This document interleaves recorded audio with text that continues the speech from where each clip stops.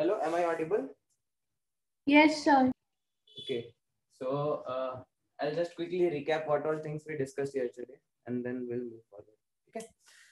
So yesterday we were seeing what is the need of periodic classification. Okay.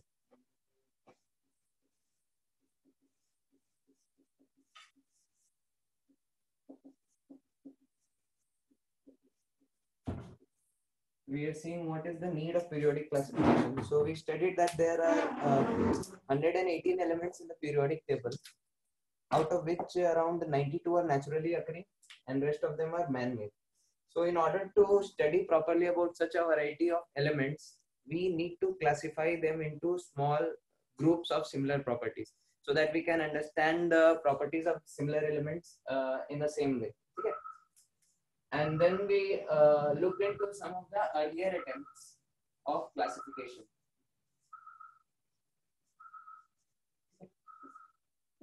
So yesterday we started with, I think, Lavoisier, isn't it? Yes, sir. So what was the classification that Lavoisier used? You remember?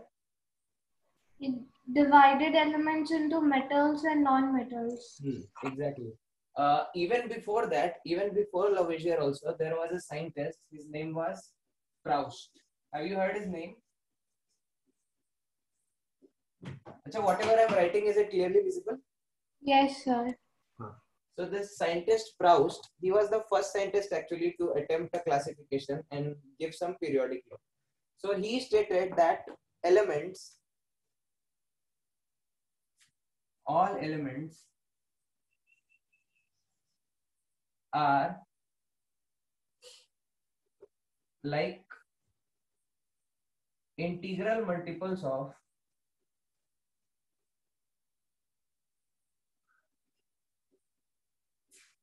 hydrogen atom.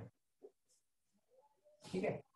So this was a theory that he gave, that all elements are like the integral multiples of hydrogen atom. So every next element, their properties are going to be integral multiples of hydrogen atom. For example, mass will be second element of periodic table, mass will be twice of hydrogen. Third element, mass will be thrice of that of hydrogen. Fourth element, mass will be 4 times of hydrogen. So this was a theory which he gave, and at that time, scientists did not have sufficient amount of tools to validate this theory. But still, Proust was a great scientist, so people accepted it for quite some time. But later on, when discoveries were made, it was discovered that this theory is not completely true. Okay? Because as we know, the elements in periodic table, they are not integral multiples of hydrogen atom. Then second scientist from which we started yesterday was Lavoisier. Actually, in your books, these things are not mentioned in such great detail, but still we are studying because from the point of view of competitive exams, it is very much important.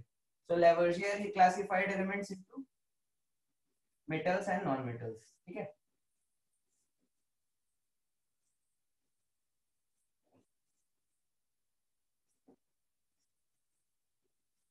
What was the problem with this classification? What was the drawback?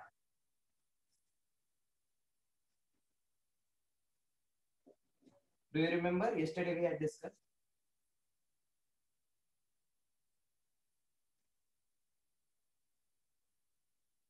Vidushi? Because there were also elements with variable valency and dual character, like metalloids. So drawbacks was existence of metalloids. So during his time, metalloids were not completely discovered, but later on, when metalloids were discovered, they could not be classified either into metals and non-metals. So this was the major drawback. Then who was the next scientist who came? Daubeney. Daubeney. So yesterday we had discussed that he gave the law of triads, isn't it? Yes, sir. So law of triads. So what was the drawback in this?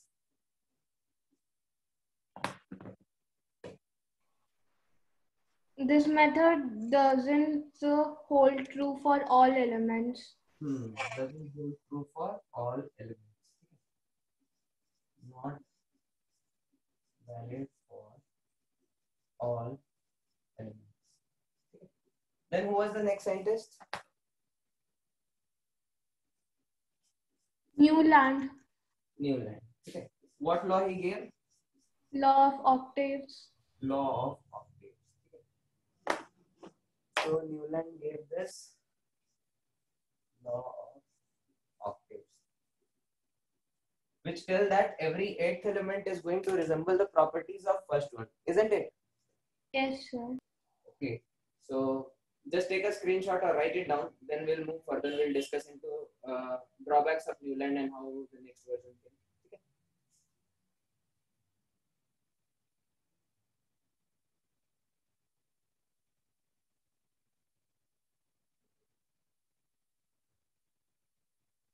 Written? Yes, sir. Okay.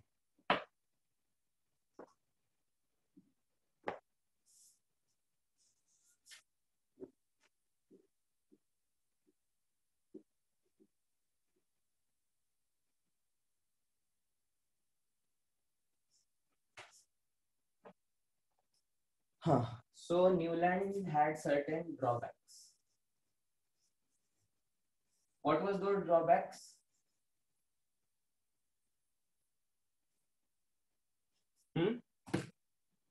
It worked only for lighter elements. It worked only for lighter elements. Okay. So this is valid till. What was the last element till which it was valid? Calcium. Calcium. Okay. Then another thing, another drawback. There was no space for elements which were not discovered. No space, no prediction made basically.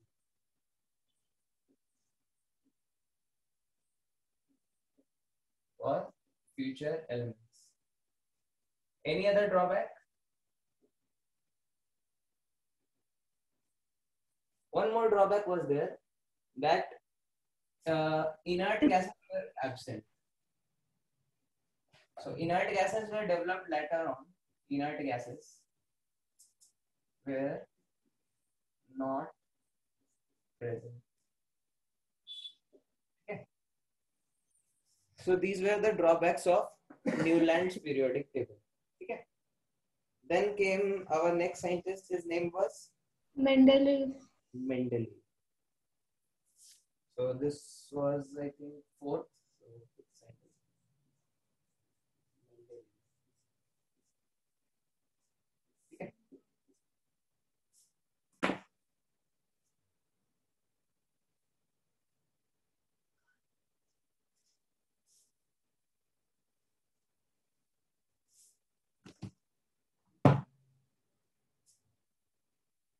Okay.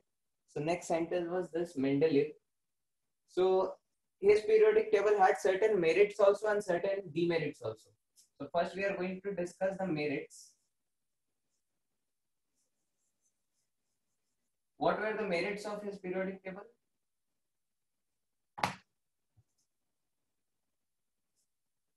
Do you remember yesterday we had discussed something? Some elements he predicted actually. He left space for metals which were not, elements which were not discovered. He left spaces for elements not yet discovered.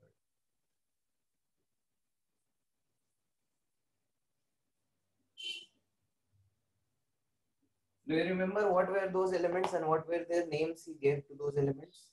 Yes, sir. Germanium, gallium, scandium, technetium. Germanium, gallium, scandium, Technetium. technetium. Okay. And their names he gave was Eka silicon. Then this was gallium. Eka aluminium. Eka aluminum. Then this was Eka boron. Eka boron. And this Eka was manganese. Eka manganese. Technetium. So these are the elements which he left spaces for. And then another merit of Mendeleev's periodic table was he corrected the atomic masses of certain elements. he corrected the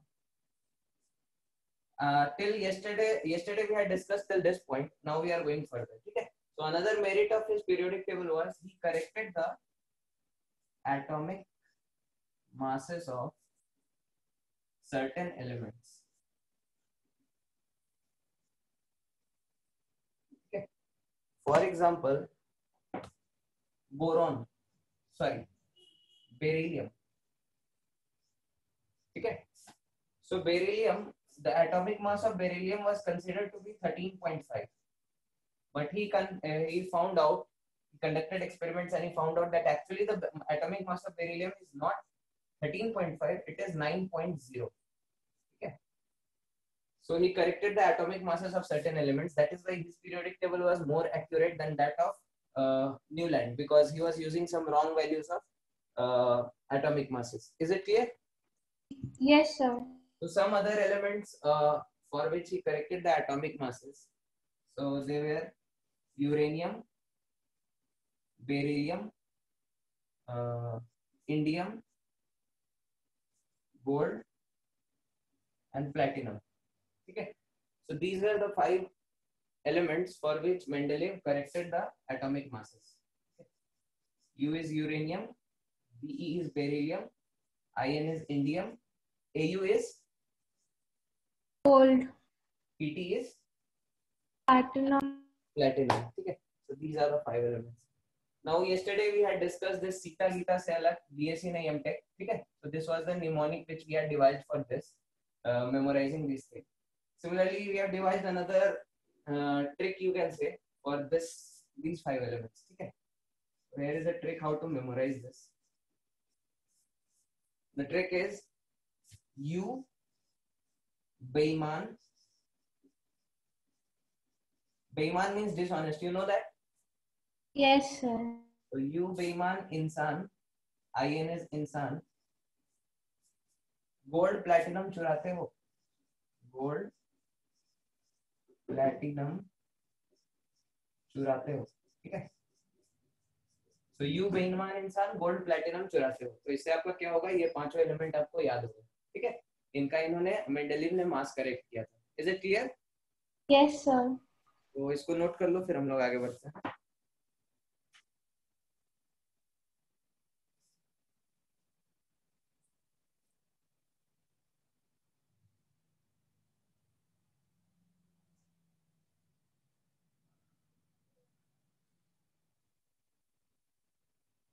yes sir. Done. आगे बढ़े. Yes sir. चलो.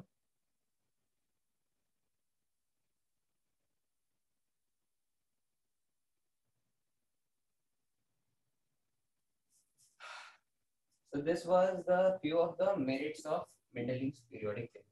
Now it had certain demerits also. Okay. What are those demerits that we are going to discuss? So demerits.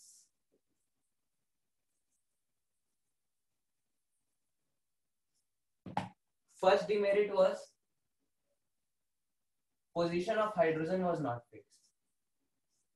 Position of hydrogen was not fixed.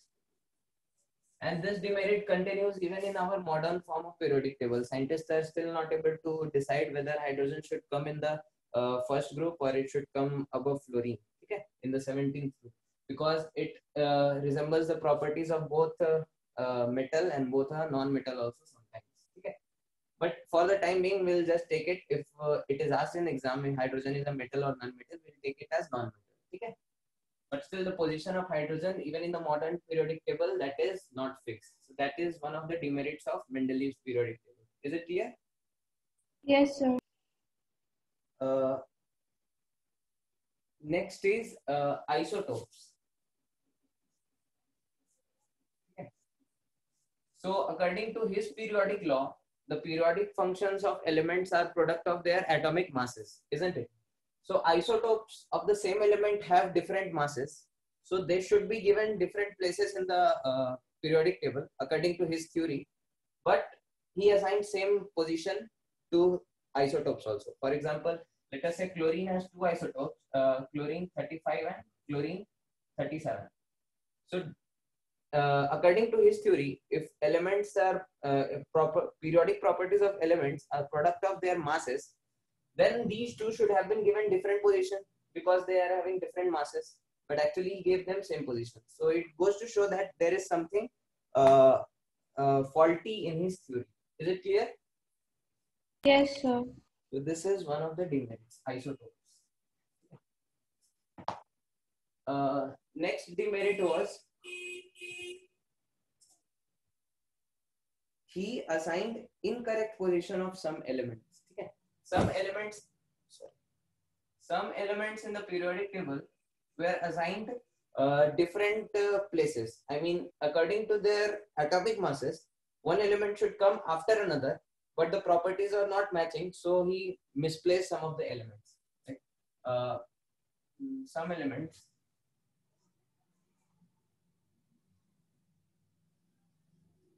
didn't behave according to his periodic law.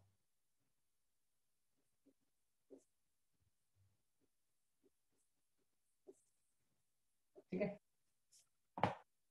So few of those elements are argon and potassium. Now, what is the atomic weight of argon?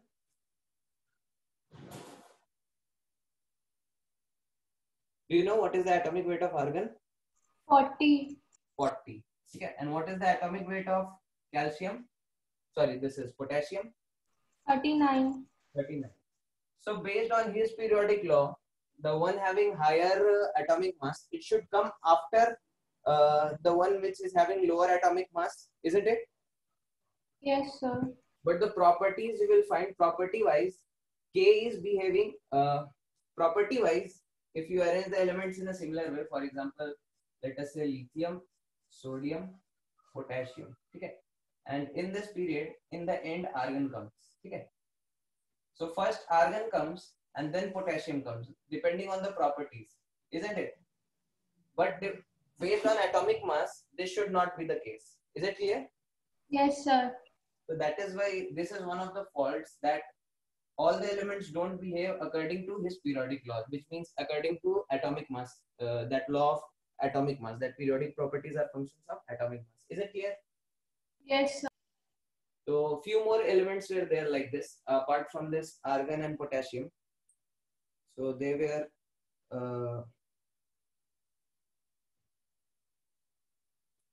tellurium, indium, and cobalt, nickel. Okay. So they had atomic masses were not exactly, matching. And one more thing, thallium and proactinium. Okay. So these are some of the elements where this function is something like this. Equation is something like this, that an element having lower atomic mass is coming after the element having higher atomic mass. Is it clear? Yes, sir.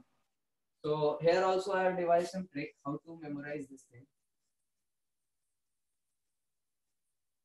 So ARK is Amir Khan. You know who is Amir Khan? He's a famous actor, isn't it? Yes, sir. तो आमिर खान पहले एक add में आता था. किसके add में आता था? पेप्सी के की कोक के? याद है आपको बचपन में एक एड देखते थे टीवी पे? हाँ, पता है पेप्सी के एड में आता था कि कोक के? पता नहीं सर. पता नहीं है sir. Actually, I was also 4-5 years old, तो पता नहीं आपका, you were probably not born at that time. तो वो कोक के एड में आता था, ठीक है? पेप्सी पसंद नहीं उसको. तो आमिर खान, तेरी इच्छा. आमिर खान, तेरी इच्छा. ठंडा Pepsi,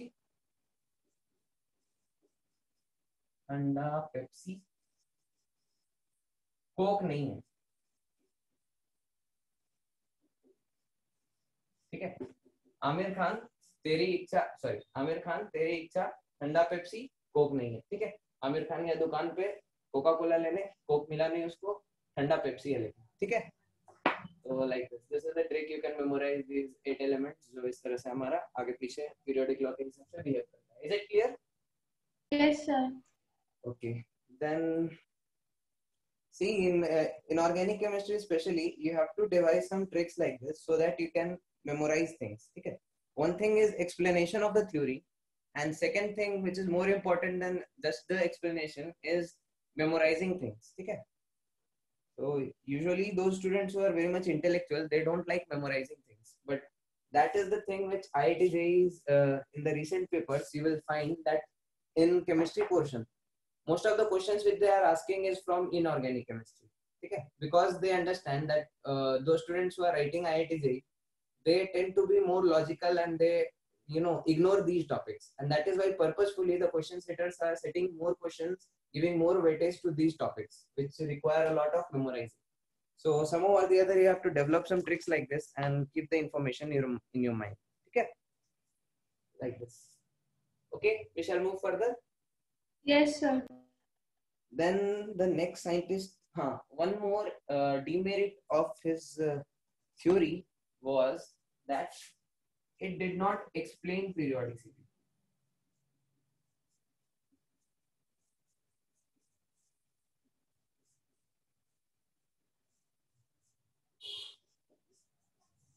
Okay. So although he observed that these elements are having similar properties, these elements are having similar properties, but he could not explain why these elements are having similar properties. What is the cause of periodicity? Why these elements, their properties are repetitive after some time? So it did not give any explanation for periodicity. Is it clear? Yes, sir. Then our next scientist came. His name was Moseley.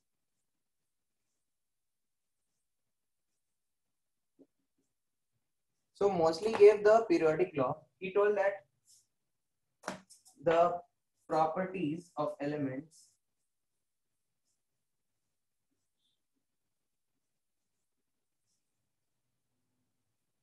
are periodic functions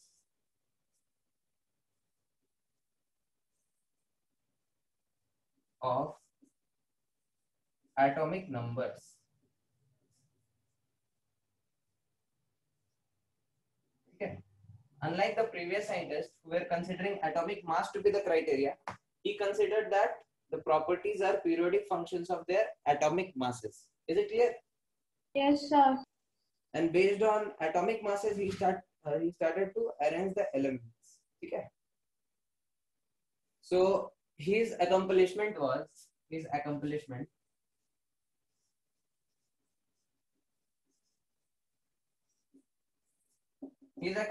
was that he actually gave an explanation for periodicity.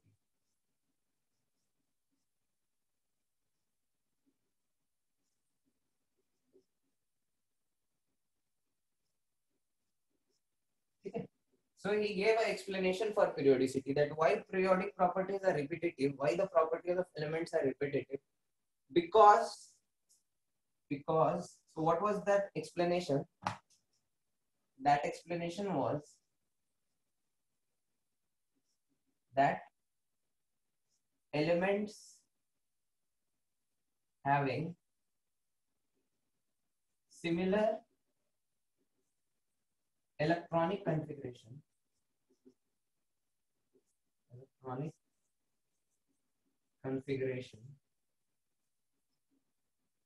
have similar properties. Okay. So elements having similar electronic configuration, they have similar properties. For example, okay, you just note it down, then we'll explain this.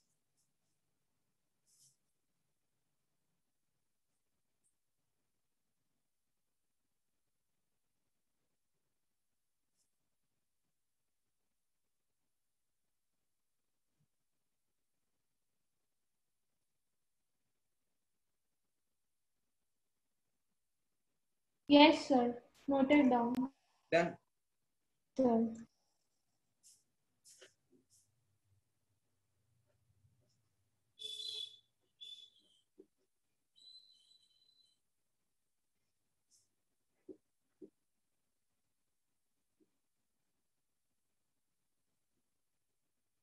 Okay.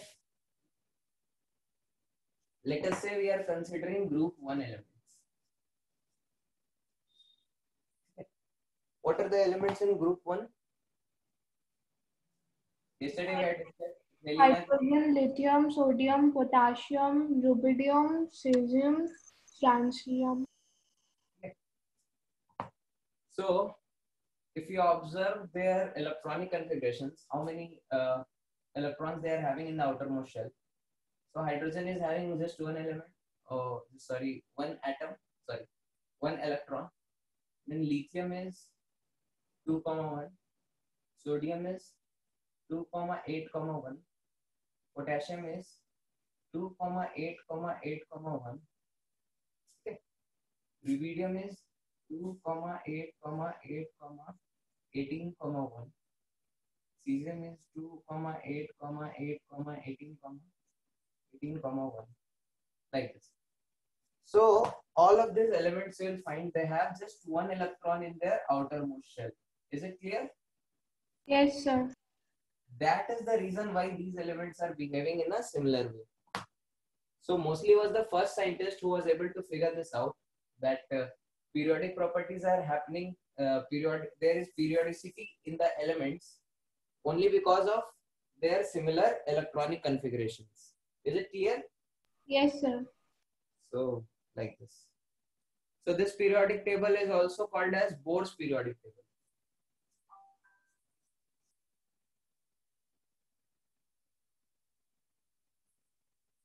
So actually there were three scientists. What was the name? Let me just check.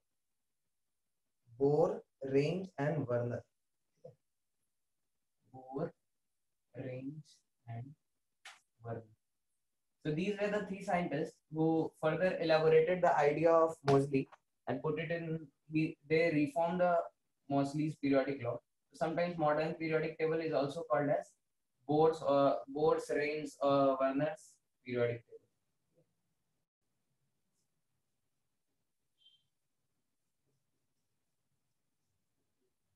Okay. Like this. Till now everything is clear? Yes, sir. Then we'll look into some of the terms related to periodic table.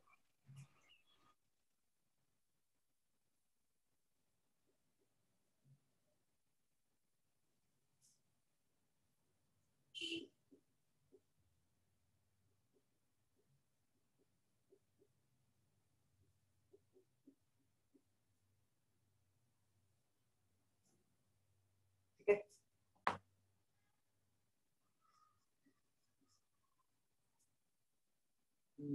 General terms related to periodic table. Okay. First term is representative elements.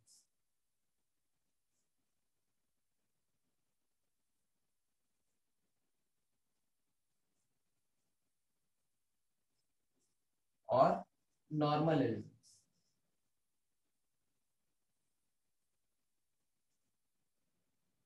What are these representative elements or normal elements?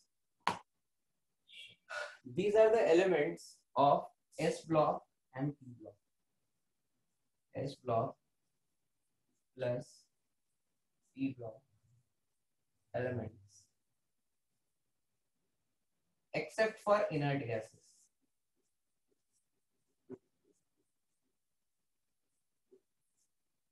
Except for inert gases, all the. Achha, you know what are S block elements and P block elements? No, sir. Okay. So if you look at the periodic table, you will find. Let me explain. In the modern periodic table,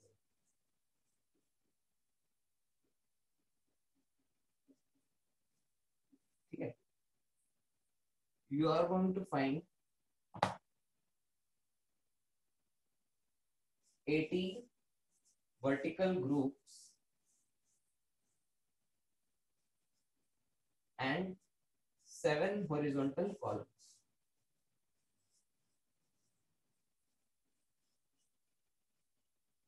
Okay.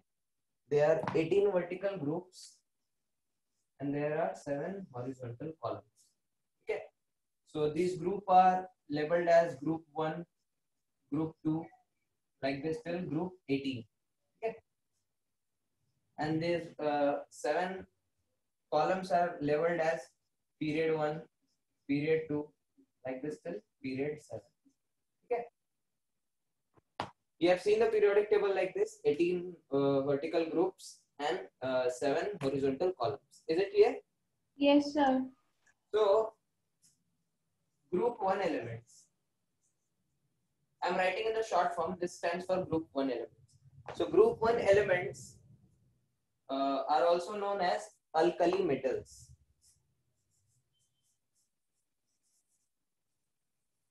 Okay.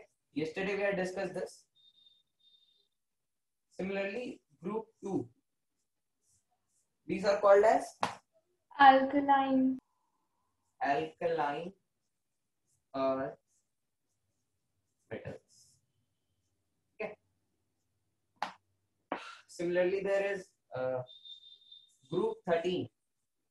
Group 13 is called as boron family. Okay. Then group 14. Group 14 is carbon family. Similarly, group 15, nitrogen family. Group 16, oxygen family. Group 17, fluorine family. Okay. And these have some common names also. Fluorine family is also called as halogen. Okay.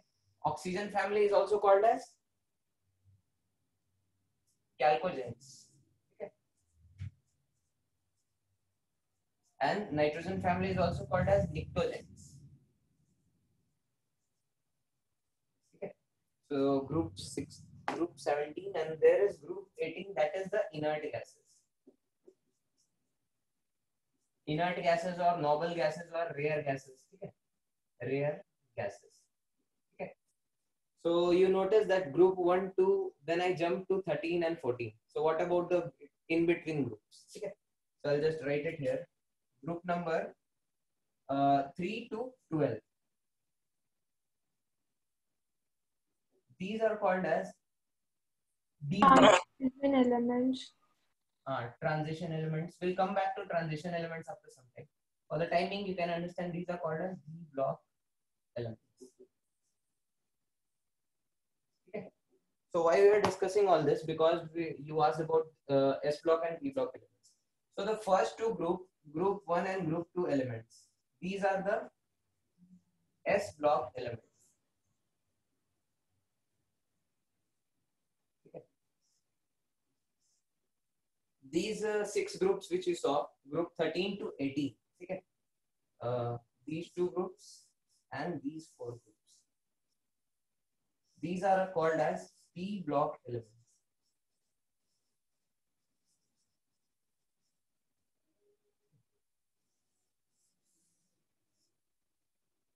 This is S block element. These are P block element. This is D block element. Okay. And in D block, below the periodic table, you will find 2 sets like this. Considering of 14 rows, 14 into 2, 28 elements are there in the bottom of periodic table. You will find. Okay. So those elements are called as, let me just draw them.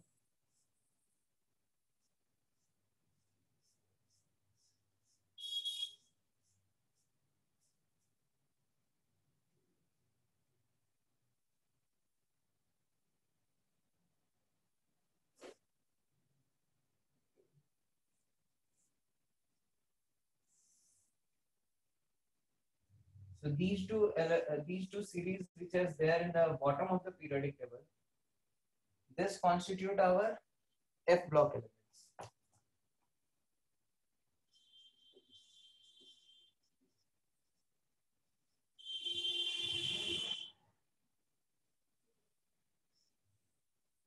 Is it clear? Yes, sir. Okay. So just take note of this, and then we'll erase and we'll move further. So representative elements are S block elements plus P block elements except inert gases, except group 18 elements, group 1, group 2, group 13, 14, 15, 16 and 17. These are called as representative elements. Okay?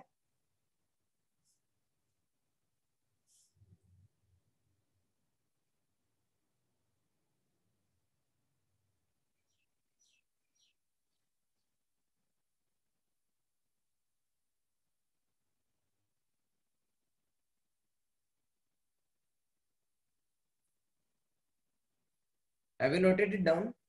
Yes, sir. Okay.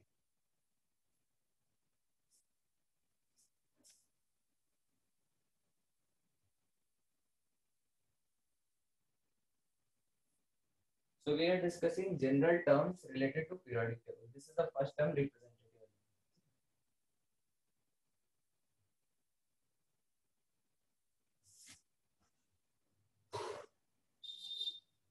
Okay. So second term. Second term is typical elements.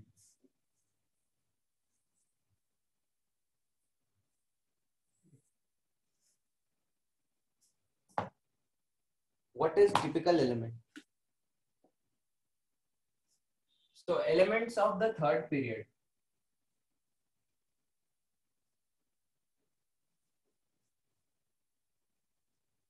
Third period, I am writing in the short as P3. Elements of the third period are known as typical elements. Why? Why is it so?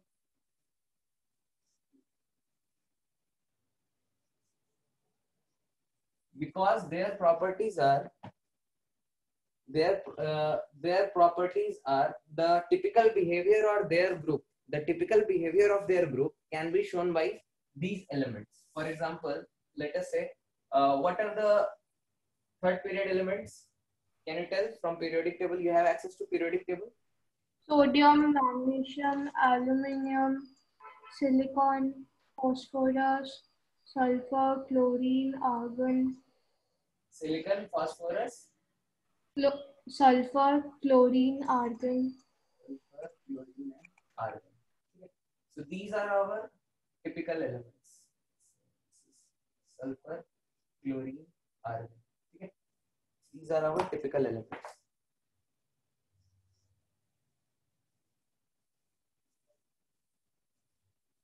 Okay. So what is the element that is just above sodium? Lithium, Lithium. Okay. Just below sodium? potassium, Potassium. Okay. Just above magnesium? beryllium, Just below magnesium? calcium, Here? boron, Then here? gallium, Then argon, there may nitrogen, arsen, oxygen, selenium, chlorine, bromine, here, neon, argon, krypton. krypton. Is it clear? Sir, Is there anything above this? Above lithium? hydrogen? Hydrogen. And above beryllium? No, sir. Nothing is there. Then anything else in period 1? No, sir. No. Helium will be there. Okay. So these elements which I have marked in blue and encircled in green, these are the elements which show the typical behavior of that particular group. Okay. Let us say you have to study the properties of alkali metals. Okay. So you just study the properties of sodium and all the alkali metals are going to behave in similar way with some exceptions of course. Is it clear? Yes, sir. Similarly, if you have to study the properties of alkaline earth metals, you just study the property of magnesium. Okay, and all the others are going to follow the similar trend. Okay, is it clear? Yes, sir. So the point is why we are taking elements of period 3. Okay, why not period 2? Or why not period 1?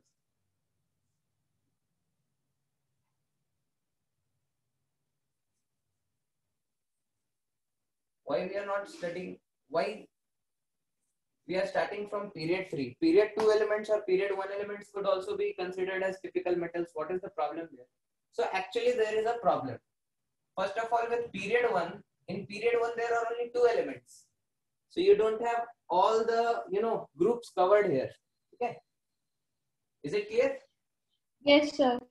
So period 1 has only 2 elements. Has only 2 elements. So all the groups are not covered. Acha, that is still acceptable. But what is the problem with period 2? Period 2 has all these 8 elements, but still we are starting from period 3. Why? Because this we are going to study little later. I am just introducing this. The elements in period 2, their properties are anomalous to the further elements. So elements of period 2 behave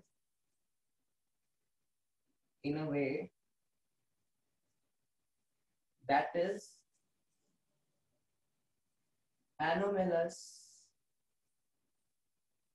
to other elements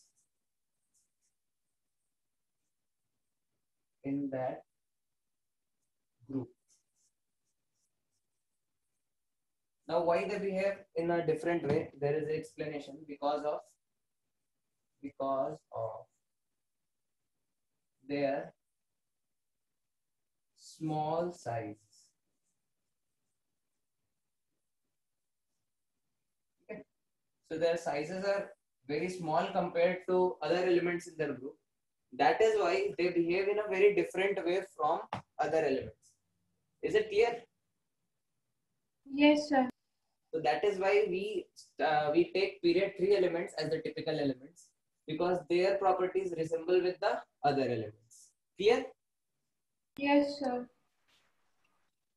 So this brings us to our next point in this general terms related to periodic table.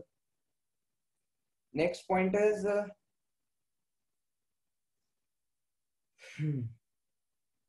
diagonal relationship.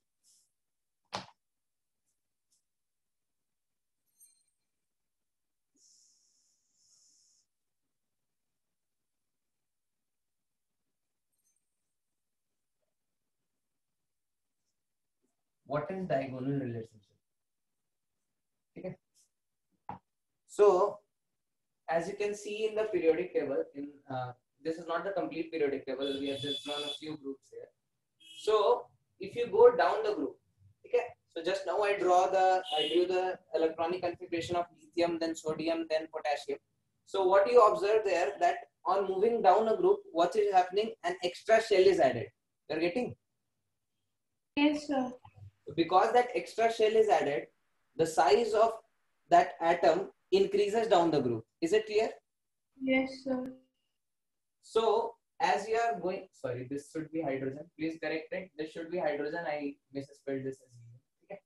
So as you are going down the group, what is happening? Size is increasing, isn't it? Yes, sir. Similarly, this year we are going to study little later in this chapter, but just now you can just remember it. As you move across a period, okay, as you move across a period, the size of atom decreases. Why the size is decreasing? Because extra shell is not added. It is the same shell, just electrons are getting filled. You are getting? Yes, sir. So lithium has configuration 2,1, beryllium will have 2,2, boron will have 2,3. This will have 2,4, 2,5, 2,6, 2,7. Is it clear? Then this will be 2,8 neon. Okay. So as you are moving across the group, no extra shell is added, but on the nucleus the charge is increasing because number of proton is increasing. Okay. Yes, So the nucleus is going to pull the outermost electron with greater force, k q1 q2 upon r square. You are understanding? no, sir. Okay. So let us draw these structures: lithium, beryllium, boron, carbon, nitrogen, oxygen, fluorine. Let us dot in fluorine only. Okay, let us consider neon. This is fluorine, this is neon. So here the configuration is 2, 1. This is 2, 2. This is 2, 3. This is 2, 4. This is 2, 5. This is 2, 6. 2, 7 and 2, 8. Is it clear? Yes, sir. So here I have drawn the electronic configuration. It's easy. Okay. So here you are seeing that in the second shell only one electron is getting added. Okay. Is it clear? Yes, sir. So let us say these are the outermost orbits.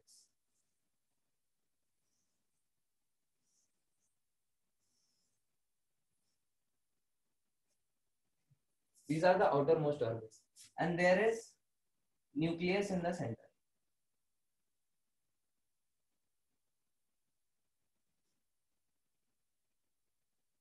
So what will be the number of protons in the nucleus of lithium? 3. Number of protons will be 3. Here 4. 4. Here 5. similarly 6, 7, 8, 9, 10. Is it clear? Yes, sir. So you are seeing that charge on the nucleus. Now proton is positively charged. You understand this? Yes, sir. So the charge on this thing, charge on the center is increasing. Okay. Yes, sir. So the force by which it is going to attract the outermost electron, this is the electron. The force by which it is going to attract, that is going to increase across a period. Yes, sir. Because charge is more. Yes, sir. Equation now, force, electric force is equal to K Q1 Q2 upon R square. Yes, sir. So here, if you increase one of the charges, what is going to happen? The force of attraction is going to increase, and that is going to compress the outermost shell. Is it clear? Yes, sir. That is why you will find that size of these elements across a period, what happens? They decrease. Is it clear? Yes, sir. So if you arrange them in order of their size, let me just rub this off.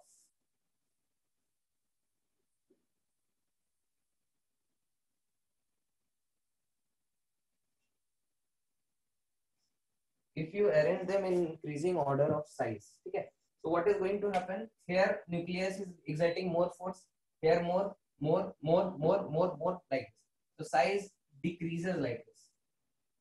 So size, the order of size will be, lithium will be greater than beryllium, then boron, then carbon, then nitrogen, then oxygen, then fluorine. Is it clear? Yes, sir. So size is going to follow this trend. Now neon will have some exceptions. This we are going to study further when we study this atomic size in detail. Okay. So neon is not less than fluorine. This is not correct. Okay. Just remember this. Why this is happening, we will see there. Okay. For the time being, you just understand that across a period, what is happening? Size is decreasing. Clear? Yes, sir. Okay. Now look at these elements. So there is this element lithium, and there is this element magnesium. Okay. So from lithium to sodium, size will increase or decrease? Decrease. Lithium to sodium, which will have larger size? Sodium. Sodium. Is it clear? So here size is increasing. Is it clear? Yes, sir. Now among sodium and magnesium, which is going to have larger size? Sodium. Sodium. So from here to here, size has increased. Is it clear? Yes, sir. And from here to here, size has Sodium. Sodium. From sodium to magnesium, the size has decreased, isn't it? Yes, sir. So this goes to show that lithium will have almost identical size as magnesium. Is it clear? Yes, sir. Because here something is added and here something is subtracted. So diagonally they will have almost similar size. Is it clear? Yes, sir. Similarly, similar thing you can do for our beryllium and aluminium. Okay. And similar thing you can do for our boron and our silicon. Is it clear? Yes, sir. So this is only your diagonal relationship. So because these elements lithium and magnesium. Okay. Then beryllium and aluminium, and boron and silicon. Okay. So because they have similar sizes, their properties are very much identical to each other. This is only your diagonal relationship. Is it clear? Yes, sir. So similar properties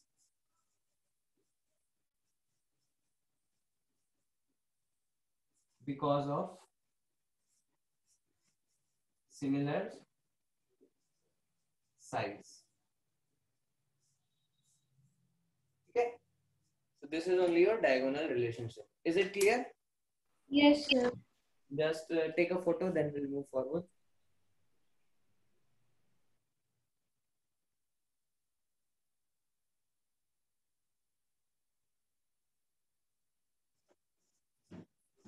Done. Done.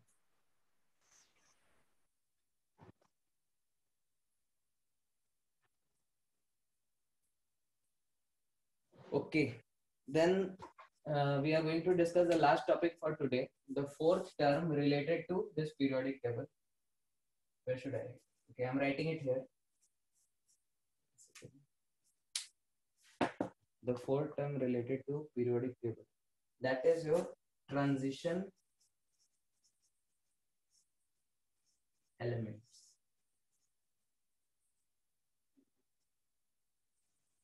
Okay. What are transition elements? The carbon and phosphorus, nitrogen and sulfur, oxygen and chlorine, these are not bridge elements. Usually we write just these three. Okay. Usually we don't consider much similarity between carbon and phosphorus, oxygen and sulfur, nitrogen and sulfur, oxygen and chlorine. But here the properties are quite similar. Okay. But carbon and phosphorus have a lot of differences in their properties. Is it clear? Yes, sir. Okay.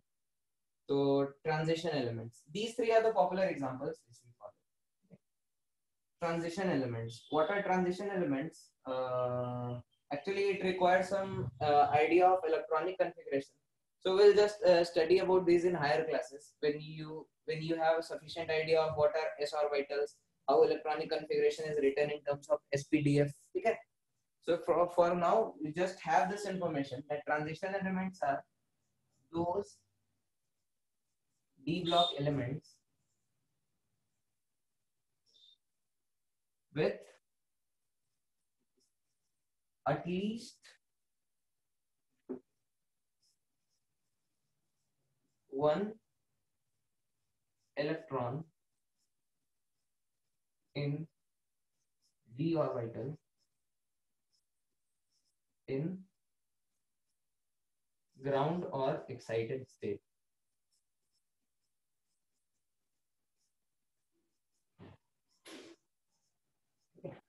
Transition elements are those d block elements which have at least one electron in d orbital in the ground or excited state. Okay.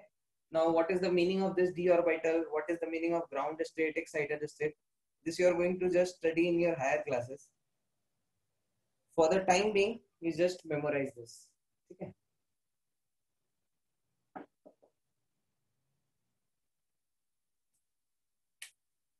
And there are three elements which are in D block but which are not considered transition elements. Okay. These three elements are zinc, cadmium, and mercury. Okay. So apart from these three are not transition elements.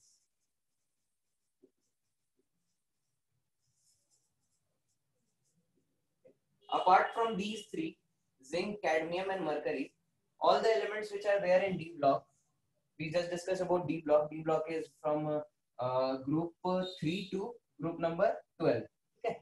So all the elements in D block are transition element except for these three. Is it clear? Yes, sir. Okay, so for now you just memorize this. We'll study this later on. So you just take a screenshot of this or write it down.